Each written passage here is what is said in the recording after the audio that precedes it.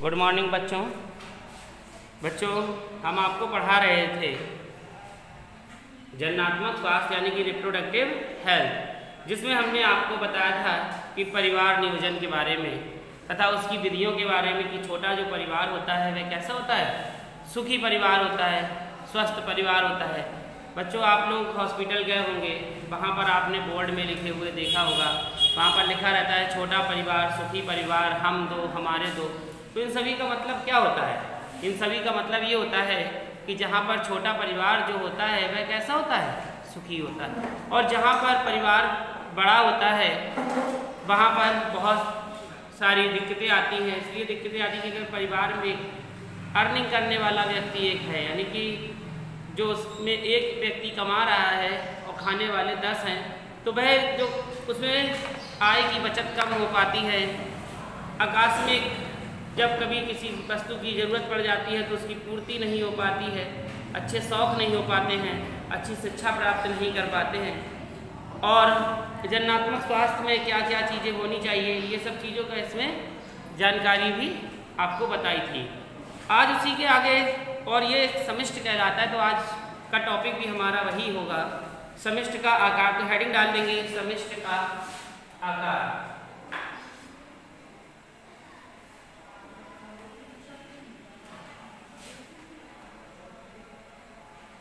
Heading डाल लीजिए समिष्ट का आकार यानी कि पॉपुलेशन साइज।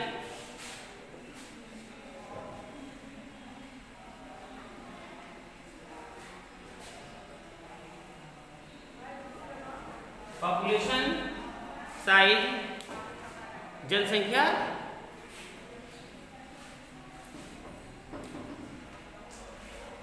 देखिए, जैसे कि हम आपको बता रहे थे कि छोटे परिवार का महत्व, छोटे परिवार का क्या महत्व है। यदि परिवार में माता पिता भाई बहन हैं तो वह परिवार कैसा है, सुखी है। वह परिवार के बच्चे अच्छी शिक्षा ले सकते हैं, अच्छे प्रकार से पोषण प्राप्त कर सकते हैं, अच्छे पहनावे को भी पहन सकते हैं। लेकिन यदि यही परिवार बड़ा हो जाए तो इनमें बहुत सारी परेशानियां आने लगती हैं। तो चलिए इसके अंतर्गत थोड़ा सा आप लिख लीजिए। लिखेंगे किसी भी निश्चित क्षेत्र की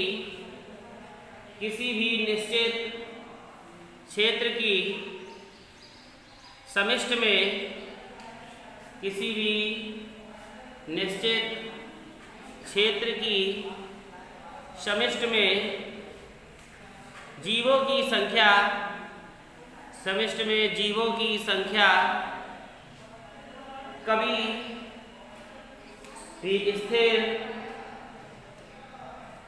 किसी भी निश्चित क्षेत्र की समिष्ट में जीवों की संख्या कभी भी स्थिर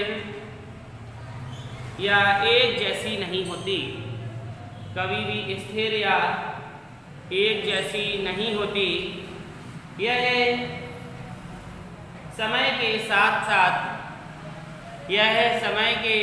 साथ परिवर्तित होती रहती है।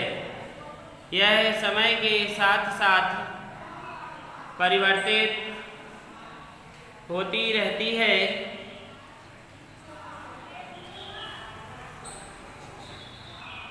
एक ही जाति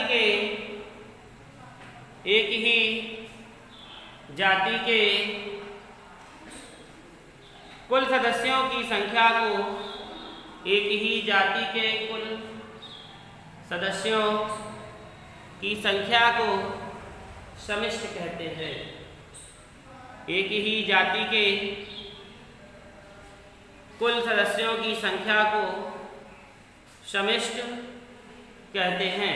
अब देखिए इन्होंने क्या बताया कि किसी भी निश्चित क्षेत्र की समिष्ट में जीवों की संख्या कभी भी स्थिर। अब मान लीजिए इनका क्षेत्र कैसा है, इतना है, और इसमें जो संख्या है मान लीजिए 1 2 3 4 5, तो क्या ये स्थिर रहेगी?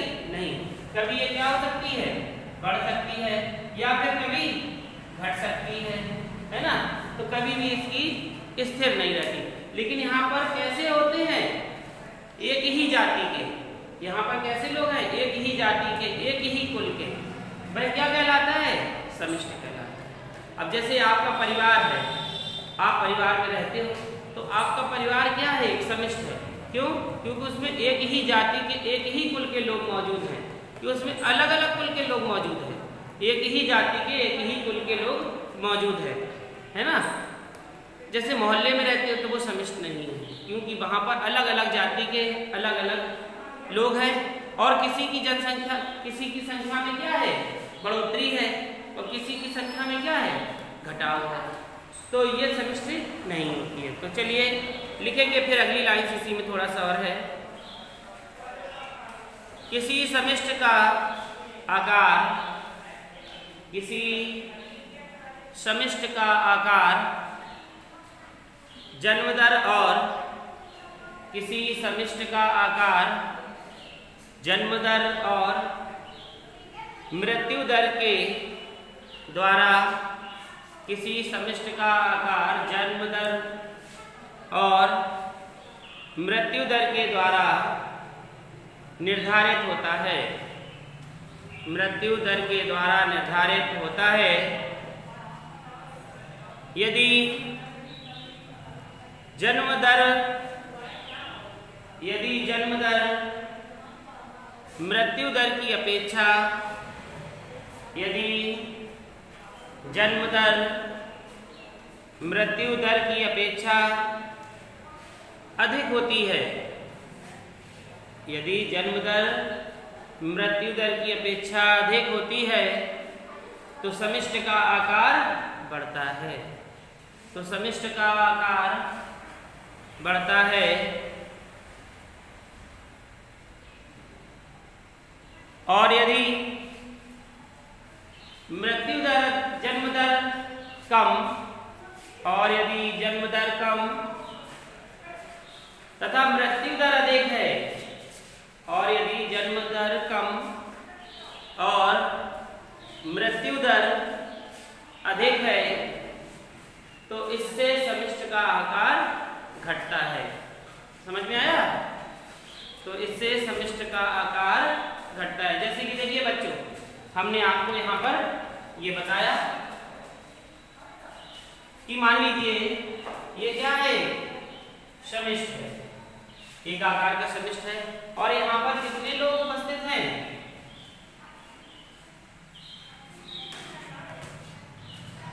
1 2 3 4 5 6 7 8 9 उपस्थित हैं।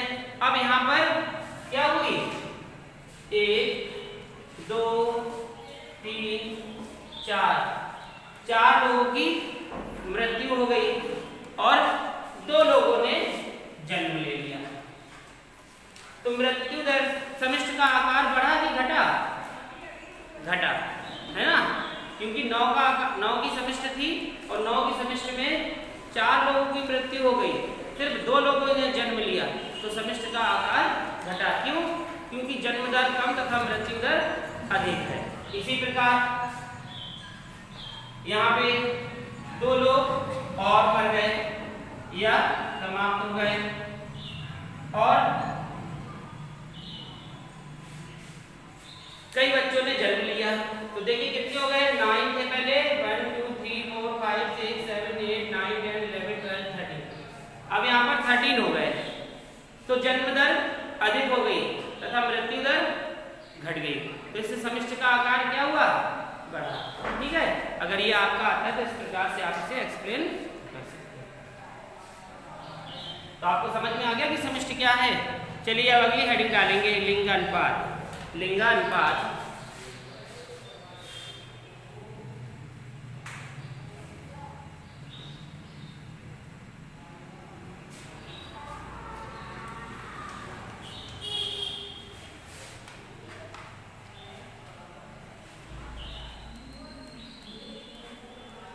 Sex ratio. लिंग कितने प्रकार के होते हैं? 3, पुल्लिंग, स्त्रीलिंग और नपुंसकलिंग। ठीक है, अगर उभयलिंग कहेंगे तो उसमें दोनों आ जाएंगे, जैसे विद्यार्थी है ना, तो ये क्या है, विद्यार्थी कौन से हैं, उसमें तो लड़के लड़के जैसे बच्चे हैं, इसमें ये नहीं दिखाया कि लड़के हैं कि लड़कियां हैं, तो ये उभय लिंग के अंतर्गत आते हैं। लेकिन हम यहाँ पर लिंगानुपात कर रहे हैं कि रेशियो किसका घट रहा है और किसका बढ़ रहा है। तो सभी को पता है कि रेशियो बालिकाओं का घट रहा है तथा बालकों का बढ़ रहा है, क्योंकि आजकल की मानसिकता लोगों के अंदर यह हो गई है कि बेटी को जन्म देना नहीं चाहते हैं तथा बेटे को जन्म देना चाहते हैं। बेटे के जन्म होने से उन्हें अपार खुशी मिलती है और बेटी को जन्म देने से उन्हें दुख होता है। तो इसी कारण कुछ मानसिक रोगी होते हैं, यानी कि जो मन की धारणा जिसके अंदर यह होती है, तो जब गर्भ धारण होता है उसमें अल्ट्रासाउंड विधियों के द्वारा उससे गर्भ में लिंग का पता लगा लेते हैं कि यह लड़का है कि लड़की है। यदि लड़का है तो उसे पलने देते हैं और यदि लड़की होती है तो उसे अबॉर्शन क्रिया के द्वारा उसे हटवा दिया जाता है। तो ये लिंगानुपात, इससे सरकार ने इस पर भी बहुत विरोध किया है तथा अल्ट्रासाउंड जहाँ पर होते हैं वहाँ पर कड़े कानून उपलब्ध किए हैं, उनको सज़ा भी है कि अगर इस तरीके का कोई भी कार्य करता है तो उसे इतने वर्ष की सज़ा तथा इतना जुर्माना भी हो सकता है। किस लिए? क्योंकि ये रेशियो घट रहा है। पहले रेशियो कैसा था, दोनों अनुपात बराबर था, क्योंकि किसी भी चीज़ का अनुपात कैसा होना चाहिए, बराबर होना चाहिए। लेकिन जब रेशियो घट जाएगा, यानी कि तराजू है और तराजू के पल्ले कैसे होने चाहिए, बराबर होने चाहिए कि छोटा बड़ा होना चाहिए। लेकिन अगर इसका अनुपात बड़ा हो जाए और ये घट जाए तो ये क्या हो जाएगा, ऊपर चला जाएगा, है ना। तो वायुमंडल में मतलब आपके यहाँ वातावरण में क्या होगा, एक का रेशियो कम होगा तथा एक का रेशियो अधिक होगा। तो चलिए इसमें लिखिए, किसी समिष्ट में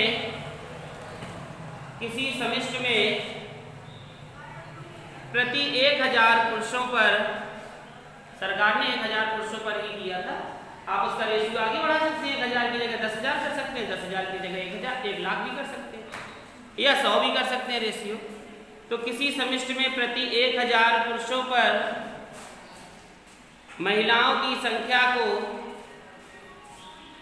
किसी समिष्ट में प्रति 1000 पुरुषों पर महिलाओं की संख्या को लिंग अनुपात कहते हैं। संख्या को लिंग अनुपात कहते हैं। एक स्वस्थ समाज को, स्वस्थ समाज कैसा होगा, जो मानसिक रूप से स्वस्थ हो, नहीं तो अपंग है। अगर वह समाज मानसिक रूप से सही नहीं है तो वह समाज कैसा है, अपंग। अपंग का मतलब क्या होता है, लूला है, लंगड़ा है ना।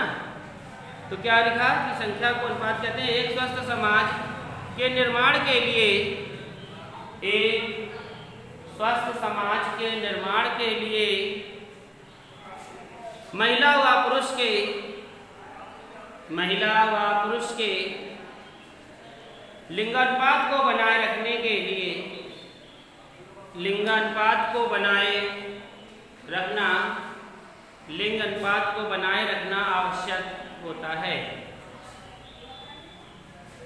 लिंग अनुपात को बनाए रखना आवश्यक होता है। समाज में मनुष्यों द्वारा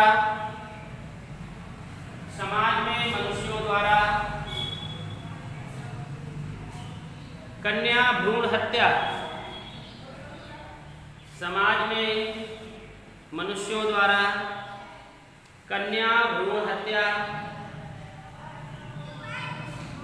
के कारण लड़कियों का अनुपात घट रहा है।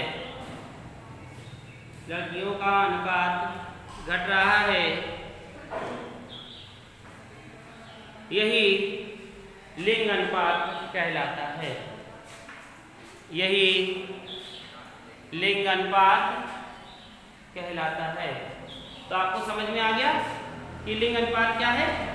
यानी कि देखिए 100 में मान लीजिए 100 क्या है, लड़के हैं और यहाँ पे कितनी लड़कियां लगी 50। है ना। रेशियो कैसा होना चाहिए था 100-100, अब ये कैसा हो गया 100-85। तो लड़कियों का क्या रेशियो घट रहा है, लेकिन अगर जब ये नहीं होंगे, अब 85 बॉयज हैं गर्ल्स हैं और 100 बॉयज हैं, अगर इनकी शादी इससे कराई जाए तो कितने रह जाएंगे लड़के 15 रह जाएंगे ना। तो इसके कारण भी ये देखिए लिंग अनुपात घट रहा है। कुछ समय बाद ऐसा ही होगा, अगर ये तेजी से बढ़ता रहा तो जो लड़कियां दहेज देती हैं वो लड़के दहेज देंगे कि हमारी शादी करा दीजिए, है ना। क्योंकि लिंग अनुपात के कारण हर किसी को क्या होगी, जरूरत होगी। और सरकार ने इसीलिए लिंग अनुपात को, केरल में भी इसका अनुपात काफ़ी घटा हुआ है, कई देशों में इसका अनुपात घटा है। भारत में जब से इस पे रोक लगाई गई है, जब से क्या है लिंग अनुपात लगभग बराबर पहुंचने को है, लेकिन अभी बराबर नहीं है। जैसे 100 है परसेंट, तो यहाँ पर लगभग 90% के लगभग पहुंच चुका है, 90% के ऊपर पहुंच चुका है भारत में। यूपी में तो अब जैसे जैसे लोग समझदार भी होते जा रहे हैं तो जनसंख्या घनत्व भी कम होता जा रहा है। तो ये था आपका क्या लिंग अनुपात। तो दो हमने आपको आज समष्टि का आकार तथा लिंग अनुपात पढ़ाया है, इसमें आज शायद आपको समझ में भी आ गया होगा। इसके बाद जनसंख्या विस्फोट है। जनसंख्या विस्फोट क्या होता है, क्या जनसंख्या फट जाती है? विस्फोट का मतलब तो यही होता है कि किसी चीज़ का फट जाना, है ना। तो किसी चीज़ का जरूरी नहीं वह फटने से ही विस्फोट हो, यानी कि जनसंख्या जब बहुत अधिक बढ़ जाएगी तो उसमें विस्फोट होगा, यानी कि लोग फटेंगे नहीं। लोग क्या करेंगे, एक दूसरे को जब फाड़ेंगे, क्योंकि जब भोजन किसी के पास नहीं होगा, खाने के लिए नहीं होगा, रहने के लिए नहीं होगा, पहनने के लिए नहीं होगा, तो क्या करेंगे, एक दूसरे को मारने लगेंगे, है ना, छीनेंगे, छीन के भागेंगे। आज भी यही चल रहा है। आप देख रहे हैं कि लोग क्या कर रहे हैं, उनके पास रोजगार नहीं है, नौकरियां कितनी हैं 10, पहुंचे कितने 2 लाख। अब बच्चे क्या करें, तो वो नौकरी के लिए बेरोजगार हो गए, उन्हें क्या गलत रास्ते पर चले जाते हैं। तो यही क्या कहलाता है, जनसंख्या विस्फोट, है ना। जब वे गलत रास्ते पर जाएंगे, गलत कार्य करने लगेंगे, एक दूसरे को मारने लगेंगे। आज भी आप देख रहे हैं कि किसी ने, आज आप न्यूज़ में पढ़ते हैं, न्यूज़ में देखते भी हैं कि उसने कुछ रुपयों के लिए उसका खून कर दिया, है ना। तो ये सब क्या है, जितनी जनसंख्या बढ़ेगी उतनी बेरोजगारी बढ़ेगी, उतनी ही समस्याएं हमारे सामने उत्पन्न हो जाएंगी। तो ये कल का हमारा टॉपिक होगा, जनसंख्या विस्फोट और इसके दुष्परिणाम।